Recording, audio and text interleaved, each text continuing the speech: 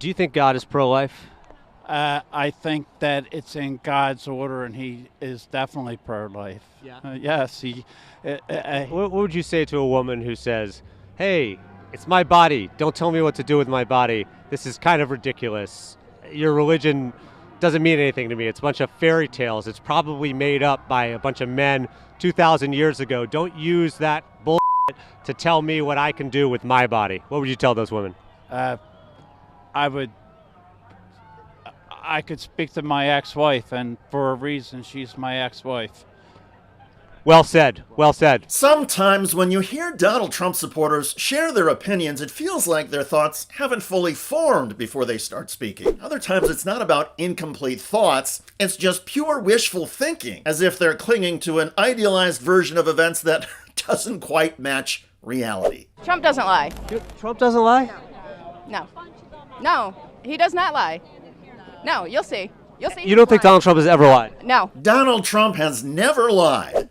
Well, it's not just the everyday MAGA faithful who seem to be delusional or lean on wishful thinking. It's some of the big names as well. Take Kevin O'Leary, for example. The entrepreneur and Shark Tank star recently shared his thoughts about what a second Trump administration could mean for the economy in 2025. But to many Americans, O'Leary's optimism may feel a lot more like fantasy than forecast. Can I just ask you, and this is the age-old question, so I know that you're going to have to caveat it with you don't know the answer for sure.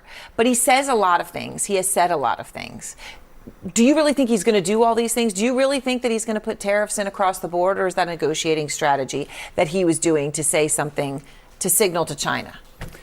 As you know, going through Congress right now is a reciprocal tariff bill, which is very fair. If Germany taxes us or tariffs us at 10% on cars, we do the same to them. It'll be reciprocal, with the exception of China. I'm an advocate for turning up the heat on China so that we get them to the table to join that act, because they came into the WTO in 1999. Trump is using these, people think they're sales taxes, they're not. It's a negotiating tactic. This is what he does well, I would argue. If the Supreme Leader now knows that Trump is going to run the show. If Trump says, look, I'm going to crank you up to 400% until you get over here to Washington, he'll fly to Washington. That's what we need. We need Trump's negotiating tactic, his uncertainty that he brings to the table. These adversaries get nervous when they don't understand the direction he's going. That's the best case scenario. It relates to the madman theory in political science. That when you have a leader who is so unpredictable, unstable, and even crazy, it can freeze adversaries, goes the theory, who think that the nutty leader might actually bring global annihilation and not care about it. The madman theory is commonly associated with the foreign policy of Richard Nixon. His administration, through Secretary of State Henry Kissinger, tried to make leaders of the hostile communist bloc nations think that Nixon was so irrational and volatile that they would avoid provoking the United States. Kissinger tried to get the communist leaders to believe that Nixon was so nuts he would launch nuclear weapons at the slightest provocation. The madman effort didn't work. And political science studies have repeatedly shown that the strategy is frequently counterproductive and that it can only work under very certain specific conditions. Does Donald Trump's economic strategy meet those conditions? The experts say no. But there are people like Kevin O'Leary who think that threatening economic crashes and tariffs might bring China closer to the negotiating table. And until Trump were to actually deploy tariffs, O'Leary sees no harm. Do you believe, from what you're hearing now, and maybe the fact that Trump looks easily on track to win the popular vote, the fact that this is such a mandate, it wasn't just a narrow, eked out victory, right? Overall, it wasn't. Does that change the fact, the big worry that people have is who's he going to attract to work for him?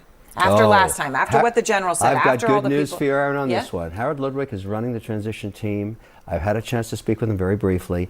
A-listers coming in. We're not going to have the same volatility we had on Mandate 1. Trump 2.0 really wants this to work. It's not going to be a rotating doors of guys coming in and writing books the next week about their horrible experience.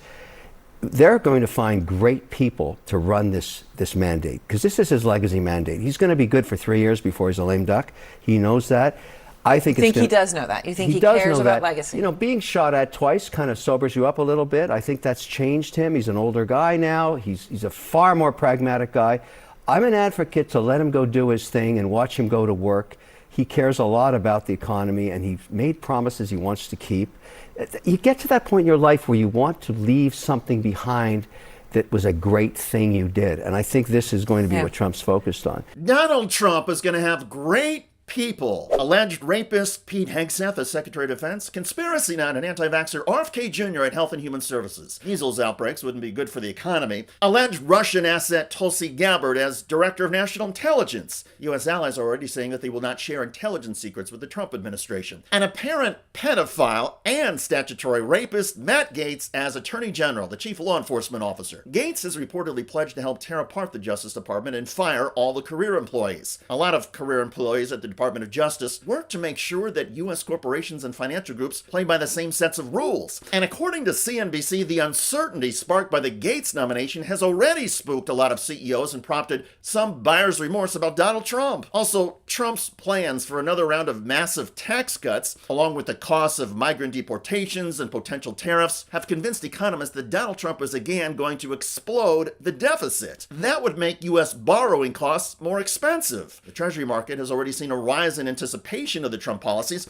and that has pushed up mortgage rates. So even before Donald Trump takes office, just the anticipation of his policies, well, that's making Americans pay more for mortgages, car loans, and credit card debt. Now, to be fair, I get that some of Donald Trump's economic picks appear serious and credible, so I appreciate the view of Kevin O'Leary and some others who are optimistic about the U.S. economy under Donald Trump and want to give him time to go to work. If Trump lovers want to be optimistic, so be it. But the argument is just as strong, if not stronger, that Donald Trump and his policies are going to cause an economic crash. Under the Biden administration, we have had 3 years of record-setting job creation, including in manufacturing, low unemployment, huge gains on Wall Street, and wage growth that has outpaced inflation. Also, the economic world has enjoyed stability. Under Donald Trump, we are already seeing fears of instability, and there's uncertainty about what Trump is actually going to do. He could do nothing, keep the economy going strong, and claim all the credit, or he could impose his tariffs, tax cuts, and expensive deportation policies,